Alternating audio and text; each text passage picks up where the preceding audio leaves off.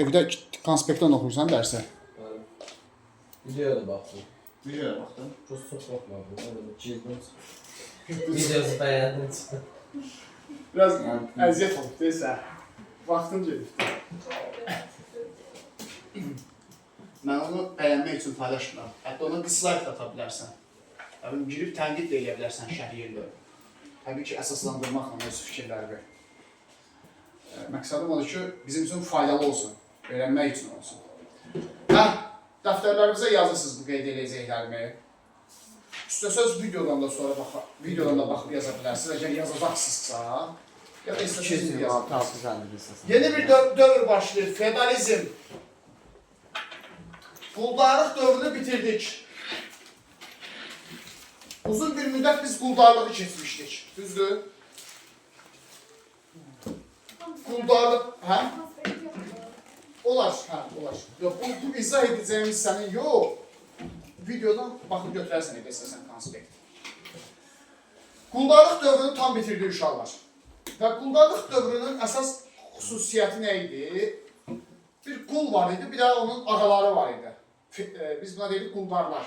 Düzdür və görürsünüz də qullar necə ağır şəraitdə işləyirdilər. Məsələn, Yunanistan kimi, Afina kimi, Roma kimi ölkələrdə qulların vəziyyəti daha ağır idi, daha zınzaqlı idi. Məsələn, tutaq ki, qədim Misir kimi ölkələrdə eyni zamanda.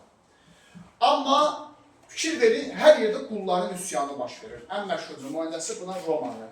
Eramızda da 1-ci əsrdə Spartak üsyanından başlayır bu qulların üsyanı. Bizim erada demək olar ki, hər yerdə qulların üsyanı baş verir. Çünki qullar öz hüquqlarını yavaş-yavaş dərk eləməyə başlayırlar və cəmiyyətdə ictimai münasibətlər dəyişir. Yeni bir dövr başlayır. Feodalizm. Nə deməkdir feodalizm? Feodalizmdə iki şəxs var bir dəfə. Biri var feodal. Biri də var kəndli. Əsas feodalizm münasibəti feodal və kəndlinin münasibətləri üzərində qurulub, ictimai münasibətləri üzərində qurulub. İndi quldarlıq dövründə əsas istehsalçı qüvvə kim idi? Qul. Amma indi qul deyil, kəndlidir. Yəni, həmin qullar, hamısı olub kəndli. Başa düşdünüz? Qullar oldular kəndlər. Yəni, müəyyən qədər azad oldular. Kəndliyə çevrildilər.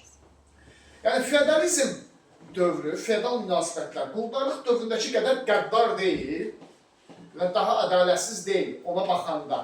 Amma feodalizmində təbii ki, öz ədalətsizlikləri var. Amma burada da kəndlər yenə torpaqsızdır. Yəni, kəndli hələ də torpaqsızdır. Quldarlıq dövründəki kimi. Feodal kimdir bəs? İri torpaq sahibləri. Bu dövrdə feodal adlanır. İri torpaq sahibləri. Torpaqlarını kəndlərə icarəyə verirlər, kəndlər də onlara vergi verirlər. Həmin icarənin müqabilində həm də dövlətə vergi verirlər. Başa düşdünüz? İndi də kəndli narazı tərəf uşaqlar. İndi feodalizm dövrü şərqdə 3-19-cu əsrlərdədir. Qərbdə 5-17-ci əsrlərdədir. Məsələn, Azərbaycan şərq ölkəsində, şərq deyəndə biz adətən hansı bölgələri nəzərdə tuturuq? Daha çox Afrika bölgəsi, şərq yarımkürəsi deyirlər də.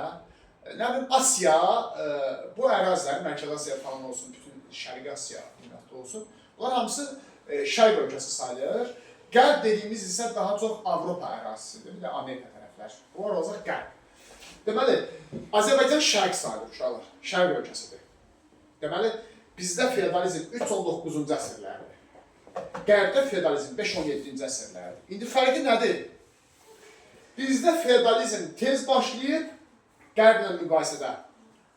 Tez başlayıb, gec bitib. Amma qərbdə feodalizm tez başlayıb, gec başlayıb, tez bitib. Gördünüz fərqi nədir? Şərqdə tez başlayıb, gec bitib, qərbdə isə gec başlayıb və tez bitib.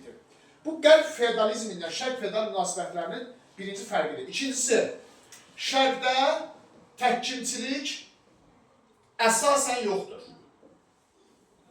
Yəni, bəzi istisna hallar olmaqla, o istisna halları vaxtı gələndə biz qeyd edəcəyik. Şərqdə təhkimçilik yoxdur.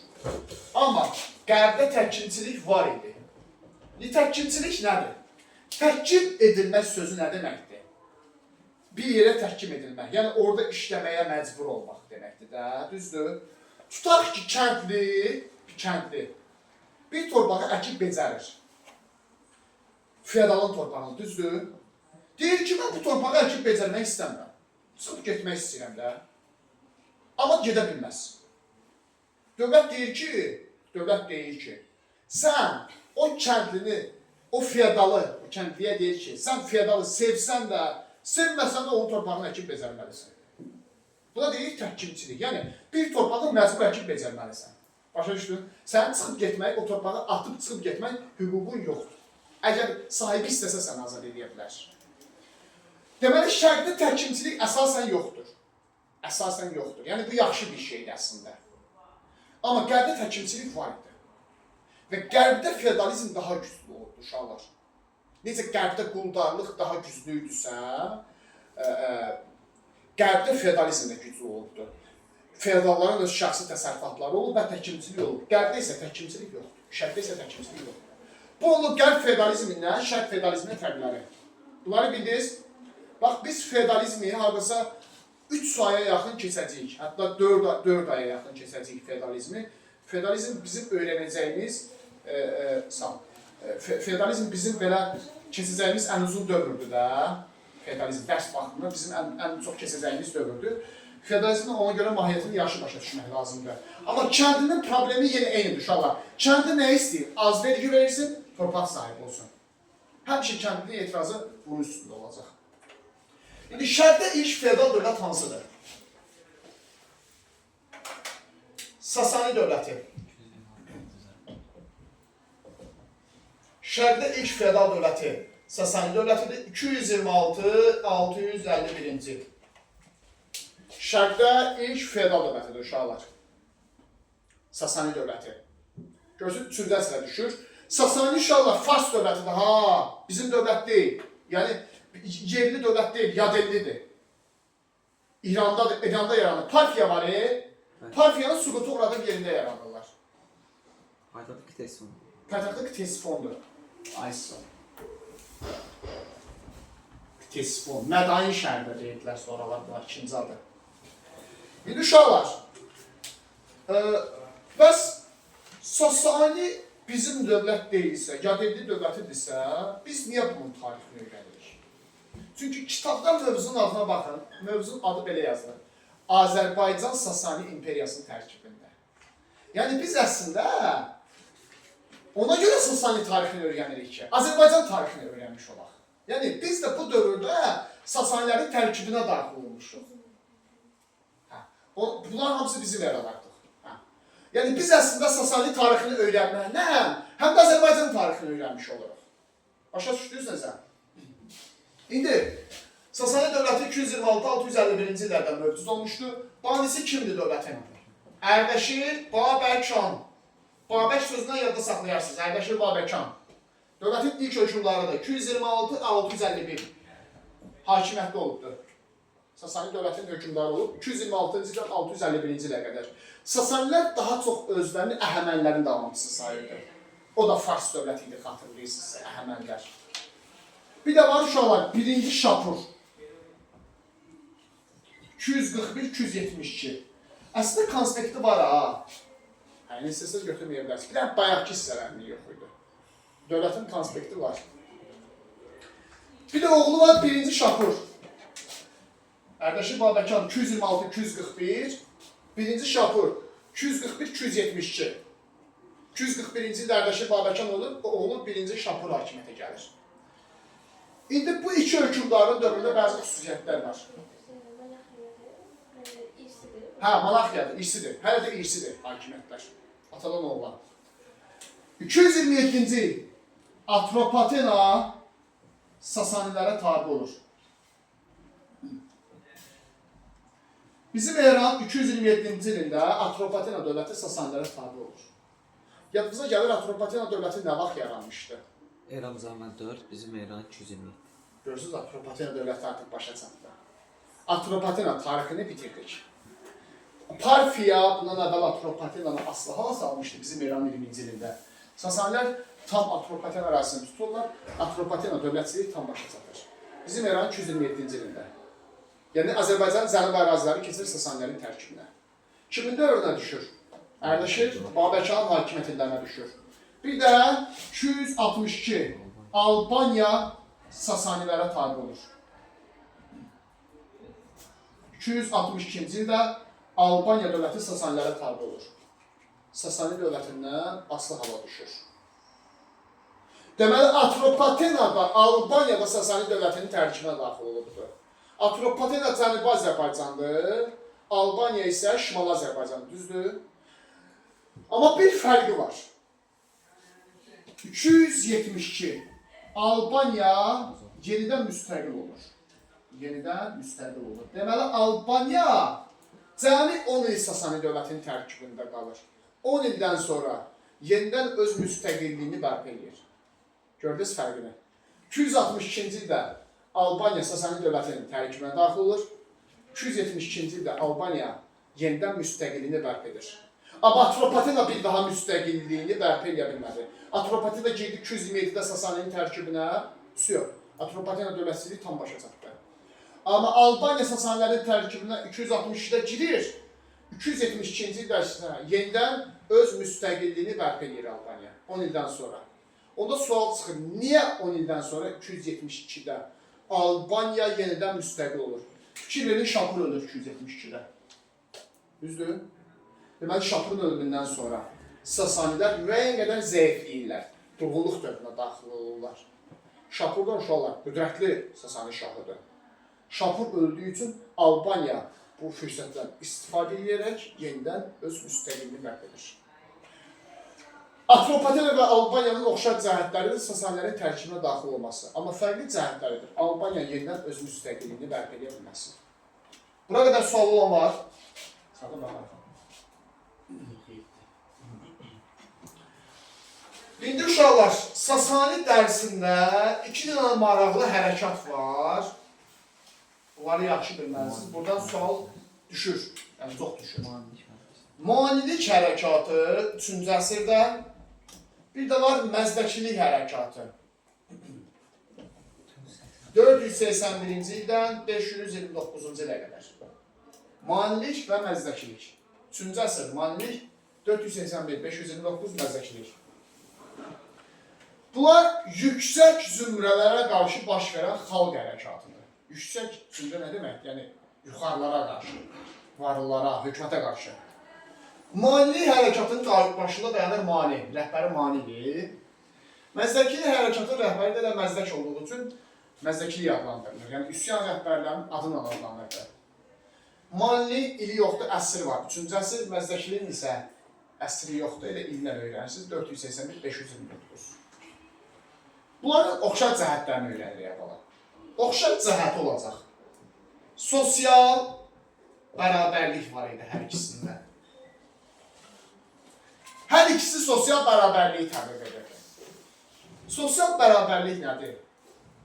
Yəni, hamı yaxşı yaşasın, bərabər yaşasın, hamının gəlirləri çox olsun. Bu yaxşı bir şeydir də, elə? Sosial bərabərlik yaxşı bir şeydir, yaxşı bir xüsusiyyətdir. Hər ikisi ədalətli cəmiyyət istəyirdi. Bu da oxşar cəhətdir. Yəni, kim istəyər ki, cəmiyyət ədalətsiz olsun? Ədalətli cəmiyyət istəyirdi. İnsanlar bir-birinə yaxşılıq eləsin, bir-birlərindən yaxşı davransınlar. Deməli, hər ikisi sosial bərabərliyi təbliğ edirdi, hər ikisi ədalətli cəmiyyəti təbliğ edirdi. Bəs hansı fərqli cəhətləri var? Manilər xeyrin qələbəsinə inanmır. Manilər xeyrin qələbəsinə inanmırdılar. Bir var xeyir, bir də var şər. Fərqi nədir? Xeyir yaxşıdır, şər pisdir də. Və bunlar arasında mübarizə var. Ədəbiyyat keçənlər bilər. Bu məsələ həmişə ədəbiyyatda da öz əksini tapıb. Xeyir və şərin mübarizəsi. Nizami Gəncəvin əsərlərindən tutmuş bütün şərq ədəbiyyatı daha çox orta əsrlər dövründə xeyir və şərin mübarizəsi üzərində qurulmuşdu da. İndi o dövrün dinləri də, hərəkatları da onun üzərində qurulmuşdu. Xeyir və şər arasında mübarizə var. Bu zərdüştlükdən gəlir əslində. Malik xeyrin qələbəsinə inanmırdı. İstəyir, yaxşılar qalib gəlsin. xeyrin qələbəsini istəyir, amma inanmır. Çox maraqlı bir yanaşması var idi maninin özündə. Bunlar deyir ki, xeyir və şər mübarizə aparsalar da, deyir, şər həmişə bir addım öndə olacaq. Çünki onların dəyərləri yoxdur. Onların sərhəddi yoxdur. Onlar hər cür pisliyi eləyə bilərlər bu mübarizənin sonunda qalib gələ bilmək üçün. Amma deyir, xeyir hər şey eləyə bilməz. Deyir ki, o yaxşıdır. Onun bir dayanacaq nöqtəsi var. Ona görə də manicilik deyirdi ki, nə qədər mübarizə aparsalar da xeyir məhdum olacaq axırda. Başa düşdünüz? Ona görə də manilər dinc mübarizəni dəstəkləyirdi. Dinc mübarizə nə deməkdir? Yəni, hikmətli kəlamlar söyləyirdilər, atalar sözləri söyləyirdilər, kitab yazırdılar, parlayırdılar, insanları doğru yola çağırırdılar. Amma dinc yolla, qan tökülmədən. Deyirdi ki, onsuz da məğlub olacaq, qoy heç olmasa qan tökülməsin, itki verilir. Maraqlı bir yanaşması var maniliyin, eləmi? Bir də var məzəklik, oxşar cəhətlərini çox görürüz. Yəni ki, var da xeyli oxşar cəhətləri. Əsas məzdəkliyin manilikdən fərqli cəhəti nədir? Məzdəklik xeyrin qələbəsinə inanır. Manilikdən fərqli olaraq. Məzdəkilər daha ümidlidir, daha optimistdirlər. Məzdəkilər deyir ki, yox, biz mübarizə aparmalıyıq, silahlanmalıyıq. Ona görə də məzdəkilər silahlı mübarizəni dəstəkləyirlər. Məzdəkilər maniliyi tənqid edir, deyir, yox, biz qalib gələ bilərik, biz silahlanmalıyıq, getməliyik, onların evinə hücum eləməliyik, onlarla mübarizə aparmalıyıq, əlbəyaxa lazım gəlsə. Amma axırda qalib gələ bilərik. Məzdəkilik deyir ki, tək bizim doğru strategiyamız olsun, doğru yolumuz olsun, metodumuz doğru olsun. Onda biz qalib gələ bilərik. Gördünüz, maniliklə məzdəkiliyin fərqli cəhətini. İkisi də məğlub olmalı. Amma müəyyən təsirlər olubdur sonra, müsbət mənada müəyyən cəmiyyətə ötürdüyü mesajlar var idi, öz təsirini göstərə bilibdir. Manilik xeyrin qələbəsinə inanmır, buna görə də dinc mübarizəni dəstəkləyir, məzdəkilik isə əksinə xeyrin qələbəsinə inanırdı, ona görə də silahlı mübarizəni dəstəkləyirdi, çünki deyirdi ki, əgər silahlı yolla mübarizə aparsaq, biz pis insanlara, yəni şərə qalib gələ bilərik, ədalətli cəmiyyəti qura bilərik. Başa düşdünüz? İndi uşaqlar, bir Sasani hökümdarı var idi. Kimdir o? 1-ci Qubad. Məzdəkiləri dəstəkləyirdi. Çox maraqlı bir nüansdır. Sasani şahı 1-ci Qubad məzdəkilər hərəkatını dəstəkləyirdi. Üsyançıları dəstəkləyirdi. Niyə? Axı, hökümdar üsyançıları dəstəkləməsi normaldır. Yəni, harada görmüşük ki, hökümdar üsyançıları dəstəkləsin? Əksinə, hökümdar neynəməlidir? Göstəriş verməlidir, ordu getməlidir, götürməlidir, dubinkaları vurmalıdır o üsyançıların başına. Düzdür? İndi bunlar, hökümdar burada şeyi dəstəkləyir də, üsyançıları dəstəkləyir. Niyə? Bilərəkdən. Feodallar kimdir? Məmurlar. İndiki dinlə desək də, nazirlər, düzdür? Onlar həmişə özbaşalıq eləməyi meyillidirlər də, adətən. Hökümdara tabi olmamağa çalışırlar həmişə. Bax, eyni şey Sasani dövlətində var idi. Feodallar 1-ci Qubada tabi olmaq istəmirdilər. Daha çox özbaşınalıq törədirdilər. Və 1-ci Qubad o qədər feodalların özbaşınalığından boğaza yığmışdı ki, məzdəkiləri gizli yolla dəstəkləyərək feodalları zəif etmək istəyirdi məzdəkilərin əlindən. Başa düşdünüz? Çox yaxşı bir şeydir əslində, taktikadır. Hökümdar özünü qoyur adını kənara, yeni bir qüvvə yaradır. Əslində o qüvvə özünə qarşı görünür, amma özünə qarşı deyil. Feodallara qarşıdır. Feodalları zəiflədir, özünə tabi edir. Sonra feodallar Qubada deyirlər ki, biz bilirik ki, sən məzdəkiləri dəstəkləyirsən. Məzdəkilər hərəkatını yatırmazsan, sənin taxtdan devirəcəyik. Sonra Qubad məcbur qalır, məzdəkilər hərəkatını yatırır. Başa düşdünüz, uşaqlar. Deməli, 1-ci Qubad məzdəkiləri dəstəkləyibdi, amma sonradan məzdəkilər hərəkatını elə özü də yatırırdı.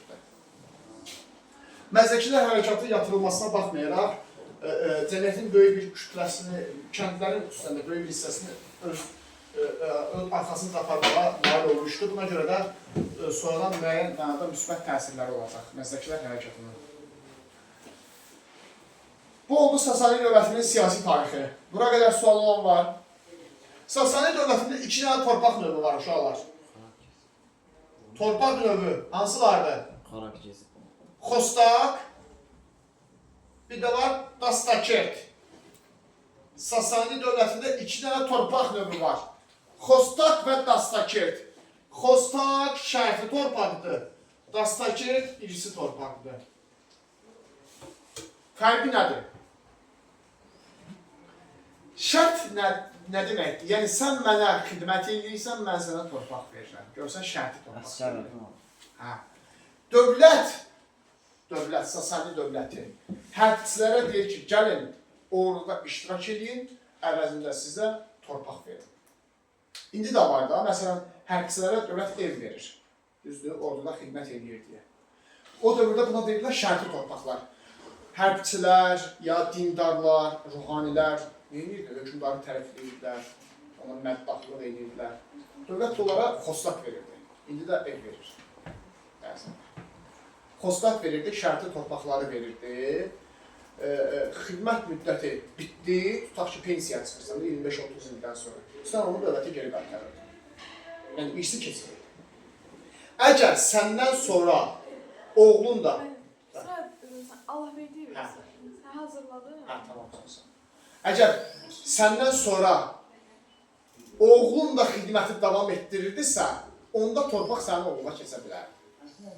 Amma oğlun yox xidməti davam etdirirsə, torpaq dərhal qayıdır dövlətə. Buna deyilir şərti torpaqlar. Yəni, irsi keçmir. Xidmətə görə verilir, xidmət müddəti bitəndə geri qaytarılır. Dastakert nədir? Bu irsi torpaqdır. Yəni, feodalın torpağı. Feodala məxsusdur. Torpaq sahiblərinə, varlılara. Bu onun öz torpağıdır. İstəsə oğlunu ötürər, istəsə heç istifadə eləməz bu torpağı. Başa düşdünüz? Bu olur dastakert torpaq mülkiyyət forması. Xostak dastakert. Başa düşdünüz buna? İndi bir də var vergi. 2 dənə vergi növü var. Biri var xarak. Bir də var gezid. Xarak vergisi torpaq vergisidir. Gezid isə can vergisidir. Xarak nədir uşaqlar? Bu xarab deyil ha, xarabdır. Sən torpaqdan istifadə edirsən, düzdür, onun müqabilində vergi ödəməlisən. Tutaq ki, 10 kiloqram məhsul qazanırsan da, misal üçün. 11 kiloqramını verməlisən dövlətə, vergi kimi. Bu adlanır xarab vergisi. Bir də var gezid vergisi, can vergisi. Bu nə deməkdir? Uşaqlar həmişə bunu başa düşmür. Müəllim, canlı verirlər. İndi, Sasanilərin dövlət dilini uşaqlar zərdüştlükdür. Ateşpərəstlik də deyirik biz buna. Sasani hökuməti deyirdi ki, sən zərdüştlüyü qəbul eləməlisən, düzdür? Amma vətəndaşdır da, deyir ki, yox, mən zərdüştlüyü qəbul eləmək istəmirəm. Tutaq ki, mənim öz dinim var. Onda deyir ki, sən gezid vergisi verməlisən. Can vergisi verməlisən. Başa düşdünüz? Vermək istəmirsənsə, onda bizim dini qəbul edəcəksən. Zərdüştlüyü. Bir Sasani hökümdarı var. Birinci Xosrov. Hakimiyyət ili də var 531-579. Qüdrətli Sasani hökümdarlarından biridir. Qadınları, uşaqları, məmurları, yaşlıları gezid vergisindən azad eləmişdir.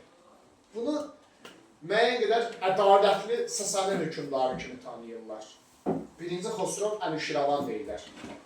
Bəzi şəxsləri, deməli, bu adını çəkdiyim şəxsləri gezid vergisindən, can vergisindən azad elədiyi üçün, bəzi güzəştlər həyata keçirdiyi üçün, bir də Xostakı yaradan da uşaqlar birinci Xosrov, şərti torpağı ilk dəfə Xosrov yaradır. Kitabda buna belə yazılır. Sahibsiz torpaqları hərbçilərə payladır. Yəni, onlara şərti torpaq verir. Belə yadda saxlayasınız. X. Xostak, Xosrovun dövründə yaranır. Yaxşı. Bilsən misən? Dur. Hə, yox. Sasani dövlətini öyrənəcəksiniz. Testləri də seçib deyirəm, onları yazacaqsınız. Seçmədir. Yarısını verdim. Hamısını verməm. Bir nəfər qalsın.